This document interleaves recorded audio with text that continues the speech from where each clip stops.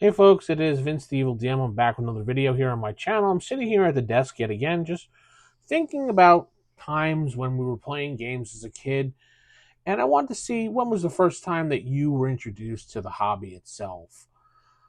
I remember it was in the mid 80s for me, and I was going through a summer program for kids, and I was supposed to be doing this whole thing with playing sports and stuff like that. And I remember I saw this guy sitting under a tree with some other kids, and they had paper and pencil and they had dice, and it was really hot that day in the summer. So I walked over and said, "What are you guys doing?" And this is when I met the great Joe DM. He said, "Oh, we're playing Dungeons and Dragons." I'm sorry, we would have said Advanced Dungeons and Dragons because there was a big difference back then when you said Advanced versus Dungeons and Dragons, because a lot of people considered classic Dungeons and Dragons for babies, and only the cool kids played Advanced Dungeons and Dragons. And I kind of watched, and he said, "Do you want to play?" And I was just like, "Well, I don't. I mean, I have a couple books, which I did. My aunt got me a whole bunch of books from Toys R Us. I still had that little red Toys R Us sticker on it. I remember that." And I was like, "Yeah, I have a couple books. I'm really not sure how to play. I mean, it's one of those things that I'm better at doing than reading and stuff. So that's why a lot of times I play solo RPGs when I'm learning a new system. It's better for me to learn doing it than just reading it and then trying to just play it with others." So I said to him, "Yeah, I'm better at doing it." He's like, "Not a problem." He, handed me an NPC character, and he said, "Just give him a name and kind of give him a description of what he looks like, and then, just we'll go from there." And he gave me a fighter, and it was a first level fighter. No, it was a second level fighter, because everybody was second level in that group. And he's like, and I said, "Well, I don't have any dice." And he goes, "Dice? Ha ha ha." And he opened up his backpack and he dumped out like 8 million dice onto the little table he was playing at. And I said, "All right, well, I guess you got dice." I didn't know, honestly, what dice I really needed or anything. So he gave me a set of dice, and we sat down there at the table. And I named my guy Barney after Barney Miller because I was watching a lot of Barney Miller at the time with my pops. And I was just like, I'm going to name him Barney. Why not? And I said he had a mustache. He actually looked like, I made him look like Barney Miller from the Barney Miller Show. So we sat there and we played, and my fighter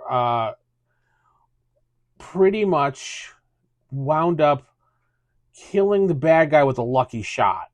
And Joe was like, "All right, well, so he was impressed. He said, you got a good knack for understanding the game and the mechanics." And he's like, "Well, we meet up here every day during the summer here. We try to play a game like every day for at least an hour or two during lunch."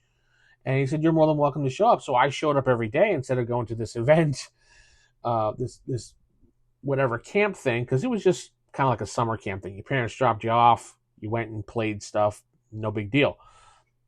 So my parents would drop me off, well, my mom would drop me off, and I would just immediately kind of play a couple things and keep my eye out for Joe. Once I saw Joe show up, I would run over to where Joe was and sit down with him, and we would talk D&D. He would tell me different ways to DM, and stories he would share about his campaigns with me as I was sitting there. I'm just a little 10-year-old kid. He's 13, maybe, a couple years older than me. And he's just telling me about this and that. And then we started playing some one-on-one game sessions to help me better learn the game. And then he finally was like, "Well, we could play Oriental Adventures." And I was like, "What's that?" And he's like, "Well, American Ninja." And I was like, "Oh, yeah, of course." And he started, because during that time, if you had what they called ninja stars now, or we were called Chinese stars back then, if you bought it from the flea market, you were the coolest kid in the land because you were able to have one of these throwing stars. So yeah, ninjas and stuff were very popular. So he's like, "Yeah, you could play a ninja, a samurai." So I wound up playing a samurai in the game. And my buddy who was with me at the time decided to join us.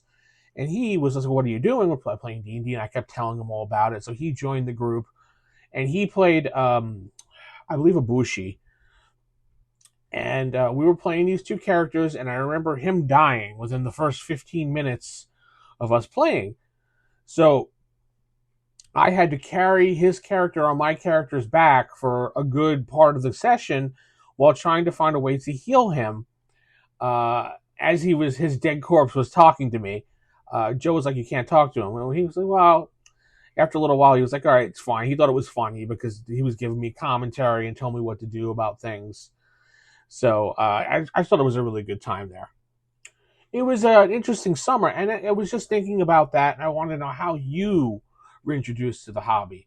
Me, again, it was sitting in the park as a little kid, about 10, learning D&D from Joe. And then we went on to play Marvel superheroes. We played. That's when I started getting into DC Heroes First Edition, and we really just kind of broke the ice on that. We played a bunch of other games. I don't remember the names of them. I think we played a Palladium game because I vaguely remember Palladium Fantasy, and we had a great time. And then as the summer went by and school started again, Joe kind of disappeared because he went off to high school, and I was still in middle school at that point, or junior high at that point.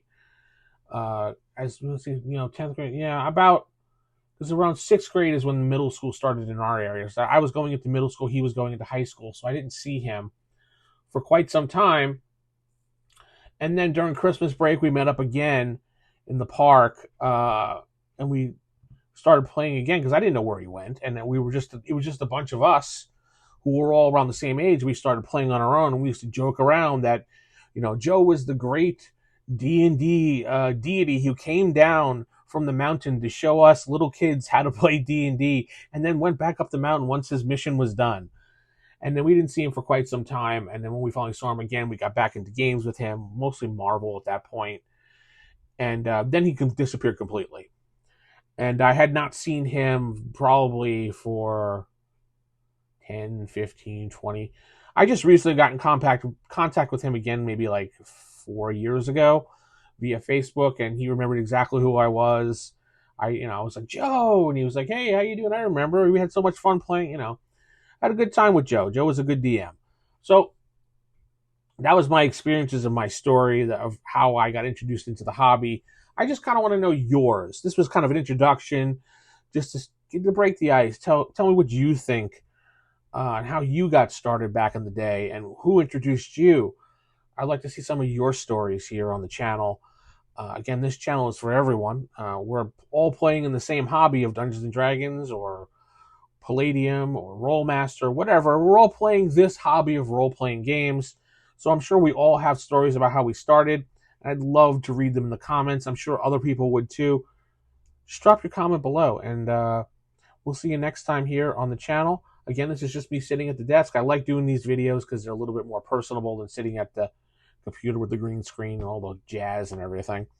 So with that said, I'm going to head out. I want to say keep it original, keep it old school. Good night. God bless, and keep those RPG fires lit. Good night, everybody.